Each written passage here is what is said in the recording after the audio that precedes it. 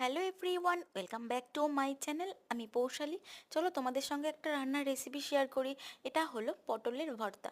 চলো তোমরা দেখতে থাকো।